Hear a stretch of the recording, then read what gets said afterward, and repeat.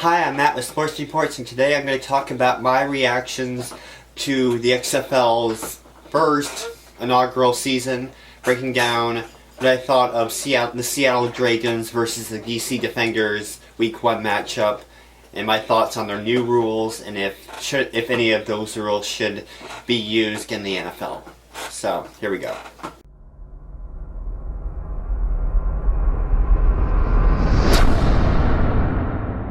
So to start off, the big thing I noticed was the kickoffs. The kickoff was really interesting. I know it's supposed to prevent collisions on the kickoff. So you have the kicking team, the kicking defender. I don't know how you call that, but the kicking team, their extra men are lined up on the receiving team's 35-yard line, with the receiving team's blockers on the 30, so they're 5 yards apart, very close. No one is allowed to move until the receiver catches the ball, and then both lines can move and start blocking. The one problem with this is that the returner can't get any yardage. So maybe if the NFL was going to use this, maybe they should have like maybe a 10-yard or 15-yard gap in between, so a little bit extra room for the returner to get some yardage, and still be just as safe. A big thing I really liked was the replay system that the fans could see. So watching on TV, you can hear exactly what the referees were saying to the guys upstairs, how they are going through the process, so you know that nothing is rigged. You know exactly what they're doing in their process and all of that. You could challenge pretty much every play, and they'll review it for you. This is a faster style offensive league, so things are faster. The game, I believe, is like I think each quarter is 10 minutes instead of 15. Now I may have that wrong, but that's what I thought. So for the points after touchdown, they completely get away with kicking the extra point, so that is completely gone. They took away the kicking game, which people say that it's almost automatic when they kick. I don't think so. Now that what the NFL has done when they have moved it back further, it makes the extra point, the point after touchdown, very important. It makes it like it's more uncertain than the last couple of years with their new rule. So all of the plays are run like a 2-point conversion play in the NFL. The offensive team has the option of going for a 1-point, 2-point, or 3-point. The 1-point conversion is on the 2-yard line. The 2-point conversion is on the 5-yard line, and the 3 is on the 10-yard line. Now, I only have seen one game from the Seattle Dragons and the DC Defenders, and I've seen some highlights. And from what most people have said, the 1-point conversions are not successful, and the 2 and the 3 have the highest conversion rate so far. So that would be cool to see in the NFL. Like, you can get 3 points instead of, but then that makes the 1-point conversion pointless. You don't need that. So that makes it harder to get the extra score. As for my thoughts on how the teams played, I was very surprised on how well the different teams' offensive lines played. They played pretty decently. That is in part to different teams' defensive lines where their pass rush wasn't as fast as you would see in the NFL. But from like the games I've seen, Seattle Dragons and the DC Defenders, their defensive lines are very tough against the run and all that. So as far as the pass rushers, you don't see a lot of that elite speed that the NFL has. As far as the Seattle game I watched, the wide receivers were pretty good.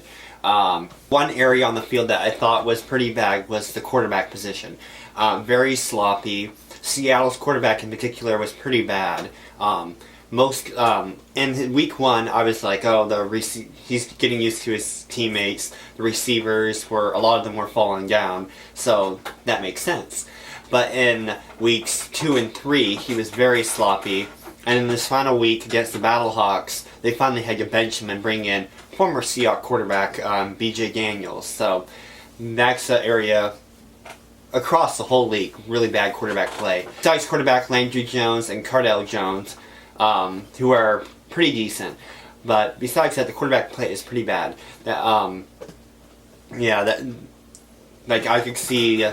Now, there's quarterbacks around in the NFL, third string, fourth string quarterbacks, who are on NFL rosters who are not playing, that I could see if the XFL has offered decent contracts or incentives, they could go over to the XFL and get it would benefit the XFL and give those quarterbacks from the NFL experience, so NFL teams would want to take them.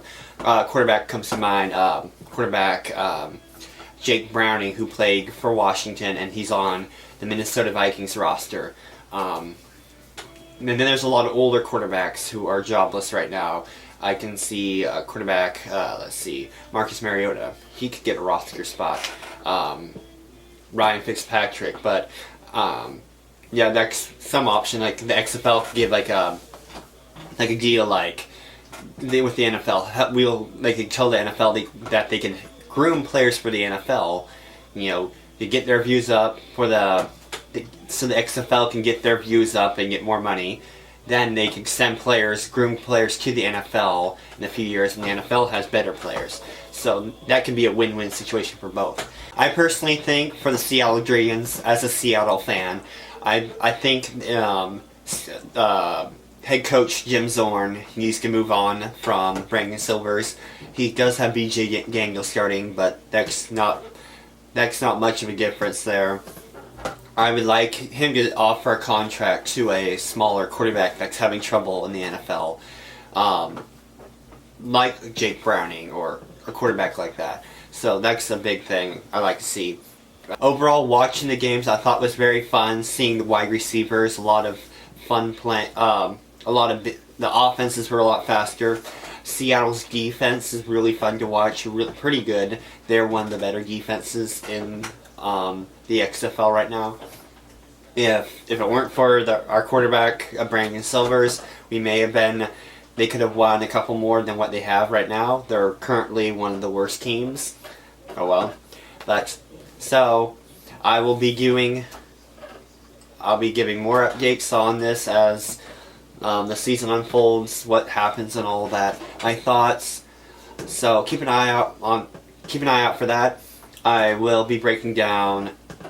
I'll be breaking down different position groups and areas in the league, giving my thoughts if any player, and I'll be doing a movie if I think any of those players are NFL ready. So keep an eye out for that. I am still doing movies on NFL free agency, big transactions between the Seattle Seahawks and other big teams like that. Keep an eye out for that. I am thinking about doing some movies on the Seattle Mariners as they are in spring training right now, and be sure to keep an eye out for that. So thanks for watching. I'll see you around.